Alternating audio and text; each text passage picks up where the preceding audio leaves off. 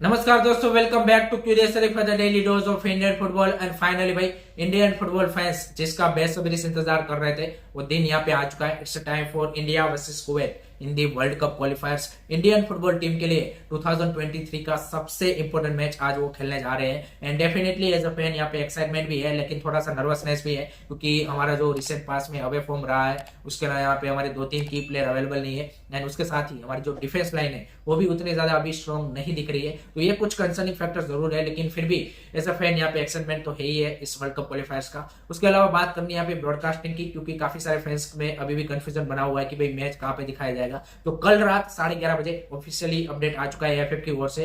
And इस match को आप आज रात 10 बजे Sony LIV OTT platform and Sony 10 sport 2 यहाँ पे टीवी के ऊपर देख सकते हो। उसके अलावा यहाँ पे जियो टीवी में भी सोनी 10 स्पोर्ट 2 चेकआउट करके आप फ्री में देख सकते हो। तो this is the official update regarding the broadcasting. उसके बाद बात करनी है यहाँ पे स्टार्टिंग 11 के बारे में, क्योंकि यहाँ पे कल जो प्रेस कॉन्फ्रेंस हुई वहां पे ईगो स्टेमिक साहब ने भी कुछ इंडिकेशन दिए हैं। उसके अलावा यहाँ पे मीडिया सोर्सेज से भी प्रोबेबल जो स्टार्टिंग 11 है वो निकल के आ रही है। तो गोलकीपर में तो obviously Gurpreet Singh Sandhu will be starting. And मेरे हिसाब से सही डिसीजन, क्योंकि आपको एक वो शॉर्ट स्टॉपर की इस मैच में जरूर पड़ेगी रादर देन की भाई ball playing goalkeeper. So I will completely agree कि भाई गुरप्रीत सिंह संधू के साथ ही आपको जाना चाहिए। बैकलाइन यहाँ पे निकल के आ रही है, आकाश मिश्रा, निखिल पुजारी, संदेश टिंगान एंड उसके साथ मेहताब या तो राहुल बेके। मेहताब के चांसेस हाई लग रहे हैं, लेकिन इन दोनों में से कोई एक स्टार्ट करेगा विद दी संदेश टिंगान। तो चुंगनुंगना यहाँ पे आउट ऑफ द ऑप्शन चले गए हैं ड्यू टू दी क्या बोलते कि inexperience of the international football, I think one of the reason. And Mehtab के चांसेस काफी हाई लग रहे हैं कि वो स्टार्ट करेंगे। उसके अलावा मिडफील्ड में यहाँ पे सुरेश वांगजाम एंड अपुया की हमें क्या बोलते कि होल्डिंग मिडफील्डर की पेयरअप देखने को मिलेगी, जो कि मेरे हिसाब से कहीं ना कहीं सही है, क्योंकि कुवैत जैसी फिजिकल टीम के सामने आपको सुरेश वांगजाम जैसा एक क्या बोलते हैं लाइन ब्रेकर या फिर इंटरसेप्टर चाहिए, रादर देन की भी थापा जैसा ऑफेंसिव जो कि बॉक्स टू बॉक्स मिडफील्डर है। तो आई थिंक उस तरह का प्लेयर की आपको इस मैच में काफी ज्यादा जरूरत पड़ने वाली है। एंड अपुया तो हम सबको पता है कि जिस तरह के फॉर्म में है, जिस तरह की फुटबॉल वो खेल के आ रहे हैं, he should be in the starting 11 without a doubt. उसके अलावा यहाँ पे अटैकिंग मिडफील्डर में भी सहल अब्दुल समद, अगर हम इस पूरे स्क्वाड की बात करें तो one of the most inform player है, सो वो भी उनका भी स्टार्ट करना बनता है। उसके अलावा यहाँ पे ब्रैंडन फर्नांडिस कल प्रेस कॉन्फ्रेंस में आए थे, उसका साफ मतलब है कि वो स्टार्टिंग 11 में जगह नहीं बना रहे, क्योंकि ये हमने एक ट्रेंड देखा है गोस्टमी के साथ कि जो भी प्रेस कॉन्फ्रेंस में आता है उसका चांसेस काफी कम है कि वो स्टार्टिंग 11 में है। सो दैट्स व्हाई उसके अलावा फ्रंट लाइन में भी एक सरप्राइज यहाँ पे निकल के आ रही है कि भाई नोरेम मैस एंड छेत्री तो स्टार्ट कर ही रहे हैं, लेकिन चांगते की जगह पे मनवीर सिंह का नाम निकल के आ रहा है कि उनको यहाँ पे स्टार्टिंग 11 में जगह मिल सकती है due to that height advantage. क्योंकि हमने देखा था साफ में भी कि ईगो स्टेमिक ने यहाँ पे कुवैत के सामने आसिक कुरुनियान को स्टार्ट कराया था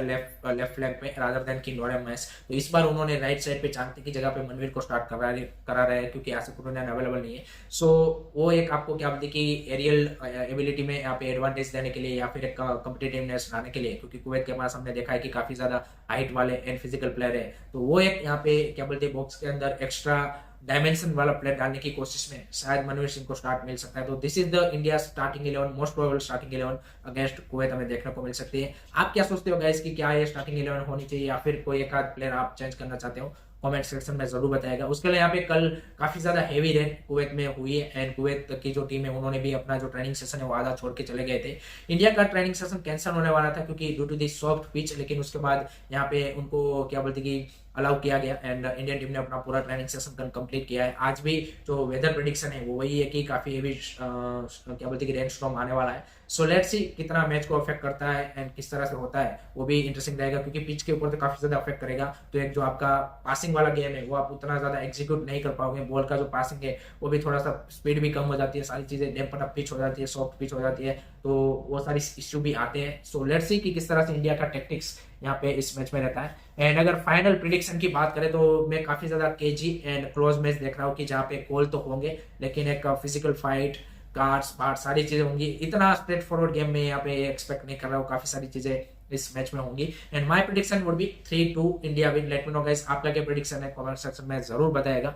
उसके बाद बात करनी है भाई, यहाँ पे एएफएफ ने कल यहाँ पे अनाउंसमेंट किया है कि 21 नवंबर को जब आर्सेन वेंगर यहाँ पे इंडिया विजिट कर रहे हैं, उसी दिन यहाँ पे फीफा एंड एएफएफ की जो ज्वाइंट एकेडमी इंडिया में खुलने वाली वो यहाँ पे भुवनेश्वर में खुलेगी। जी गाइस, एंड ओडिशा गवर्नमेंट भी इसमें यहाँ पे क्या बोलती कि साथ देगी, और यहाँ पे ओडिशा गवर्नमेंट भी ने भी अनाउंसमेंट किया है कि हम यहाँ पे फीफा एंड एएफएफ के साथ यहाँ पे क्लोजली वर्क कर रहे हैं। So that's a great to see. इस तरह की एकेडमीज हमें और भी ज्यादा चाहिए। 5 एकेडमीज की यहाँ पे हमारे जो प्रेसिडेंट साहब है उन्होंने बात की है, तो उसमें से जो पहली एकेडमी है वो यहाँ पे भुवनेश्वर में खुलेगी। एंड ऑलरेडी हम सबको पता है कि जो ओडिशा गवर्नमेंट है वो काफी ज्यादा फोकस कर रही है इंफ्रास्ट्रक्चर डेवलपमेंट ऑफ स्पोर्ट्स, चाहे कोई भी स्पोर्ट्स हो, लेकिन फुटबॉल के ऊपर भी उनका काफी ज्यादा फोकस है। जिस तरह से उन्होंने हॉकी में इंफ्रास्ट्रक्चर डेवलप किया है, उसी तरह का यहाँ पे फुटबॉल में भी वो चाहते हैं। And that's a good part. उसके अलावा यहाँ पे फीफा ने जो यहाँ पे अपने क्या बोलते कोच है उनका भी अपॉइंटमेंट कर दिया है इसके लिए। So that's also great to see कि भाई जो फीफा अप्रूव कोच है वहां से ही वो यहाँ पे इस एकेडमी को पूरा हैंडल करेंगे, जिनको मतलब पूरा एक्सपीरियंस है किस तरह से एकेडमी डेवलप की जाती है। सो लेट्स सी यहाँ पे किस तरह से ये सारी चीजें एग्जीक्यूट होती है एंड कौन से प्लेयर हमें इस जो फीफा या फिर की एकेडमी है उससे आगे आने वाले फ्यूचर में मिलते हैं। That will be really really interesting to see. उसके बाद बात करनी है यहाँ पे इंटरनेशनल फुटबॉल एसोसिएशन बोर्ड है, उन्होंने भाई एक यहाँ पे डिस्कशन कर रहे हैं कि सिन बिन का रूल लाने के लिए, जो कि हॉकी में हम सबको पता है कि भाई यहाँ पे अगर किसी प्लेयर को येलो कार्ड दिखाया जाता है तो उनको 10 मिनट के लिए पिच से बाहर रहना पड़ता है। तो यहाँ पे रेफरीज के साथ जिस तरह से प्लेयरों की आर्ग्यूमेंट एब्यूजेस होते हैं हम सबने देखा है, तो उसको यहाँ पे प्रोटेक्ट करने के लिए यहाँ पे जो इंटरनेशनल फुटबॉल एसोसिएशन बोर्ड है वो ये सोच रहा है कि फुटबॉल में भी ऐसा रूल लाया जाए कि मान लीजिए कि कोई प्लेयर को यहाँ पे येलो कार्ड मिलता है तो फिर वो 10 मिनट उनको पिच से बाहर रहना पड़ेगा। तो ये भी डिस्कशन में है, लेट्स सी यहाँ पे क्या ये रियलिटी बन सकता है। एंड आप इस रूल के बारे में क्या सोचते हो गाइस, कमेंट सेक्शन में जरूर बताएगा। उसके बाद भाई हैदराबाद एफसी को फिर से भाई फीफा का यहाँ पे ट्रांसफर बैन लग चुका है and due to the unpaid salaries of coaches and player. इस बार भाई मनोलो मार्केस, बोरखा हरेरा, यहाँ पे ओडे वनादिया, इन सब ने कंप्लेंट की थी फीफा में कि हमारी अभी भी सैलरीज वो बाकी है। So that's a very very unfortunate situation for Hyderabad FC कि आप इतने जो आपके क्लब को सर्व किया है जिस प्लेयरों ने और आपको ट्रॉफीज टाइटल जीता है, Manolo Marquez as a coach, Odei Onaindia, Borja Herrera, इन सब ने काफी क्रुशियल, अगर आप पिछले 2-3 साल का जो हैदराबाद एफसी का परफॉर्मेंस देखे तो उसमें काफी क्रुशियल रोल रहा है। और इस तरह की मैनेजमेंट आई थिंक कहीं से भी जस्टिफाइबल नहीं है। नो डाउट इसका जो अभी ट्रांसफर बैन लगा है उसका उतना ज्यादा इंपैक्ट आपको ट्रांसफर विंडो में नहीं पड़ेगा, क्योंकि जनवरी में ट्रांसफर विंडो है, उससे पहले तो मोस्ट प्रोबेबली हैदराबाद ये जो सारे अनपेड सैलरीज है वो यहाँ पे कर देंगे। लेकिन एज ए क्लब रेप्यूटेशन बार बार आपको यहाँ पे फीफा से बैन लगना और प्लेयरों की सैलरी पे ना करना, एक आप में जो आपकी इमेज है उसको कहीं ना कहीं टार्निश करता है। इस तरह की चीजों से आई थिंक मेरे हिसाब से हैदराबाद एफसी को बचना चाहिए और इन्वेस्टर जितना जल्दी वो लाएंगे आई थिंक ये सारी चीजें यहाँ पे सॉर्ट आउट होती हुई दिखेगी। उसके बाद बात करनी है यहाँ पे भाई ईशान पंडिता के लिए एक जो यहाँ पे ट्रांसफर न्यूज निकल के आ रही है कि उनको यहाँ पे जो लास्ट समर ट्रांसफर विंडो थी उसमें इंटर काशी ने ऑफर किया था कि अगर आप हमारे साथ साइन करते हो एंड आई लीग में इस सीजन 12 गोल करते हो देन हम नेक्स्ट सीजन आपको जो हमारा सिस्टर क्लब है एंड्रोडा डिवीजन जो कि स्पेन का है टॉप डिवीजन, वहां पे इंटर दी एस्केलास उसमें हम आपको क्या बोलते कि भेज सकते हैं। सो ये ऑफर यहाँ पे इंटर काशी ने रखा था, लेकिन ईशान पंडिता ने उसको टर्न डाउन करके उन्होंने केरला ब्लास्टर को सही ज्वाइन करना सही समझा। तो काफी सारे फैंस इसमें बोल सकते हैं कि उन्होंने गलती की, लेकिन देखिए गाइस हमने काफी बार ये देखा है कि काफी प्लेयरों को यहाँ पे क्लब या फिर एजेंट्स की ओर से ऐसे वर्बल चीजें बोल दी जाती है, लेकिन अगर कॉन्ट्रैक्ट पे ये चीज रखी होती then it's a good offer मेरे हिसाब से। लेकिन अगर वर्बली ये बात हुई है कि हम ऐसा आपको कर देंगे कि आप ऐसा परफॉर्मेंस देंगे तो हम आपको स्पेन में भेज देंगे, तो वो वाली चीज यहाँ पे कहीं ना कहीं मेरे हिसाब से क्या बोलते कि ट्रस्ट बढ़ती नहीं है। फिर यहाँ पे ईशान पंडिता ने राइट डिसीजन बनाया कि भाई केरला ब्लास्टर ज्वाइन किया, लेकिन अगर वो कॉन्ट्रैक्ट में थी देन ई शुड भी यहाँ पे इसके लिए कंसिडर कर सकते हैं।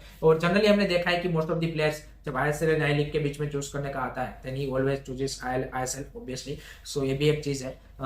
So that's it from my side guys regarding today's Indian football news and I hope कि आपको वीडियो पसंद आया हो। Keep supporting Indian football, don't forget to like and subscribe करो। जय हिंद, जय भारत।